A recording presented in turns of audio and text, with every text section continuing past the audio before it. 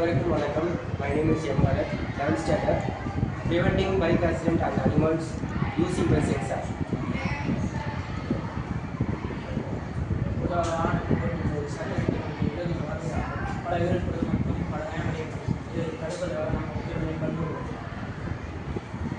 தீர்வு: அதிவேகமாக வாகனத்தை ஓட்டும் பொழுது திடீரென்று விலங்குகள் குறுக்கில் வந்து விடுவதால் பெரும் விபத்துகள் உண்டாகிறது. இதற்கு நான் ஒரு தீர்வு கண்டுள்ளோம்.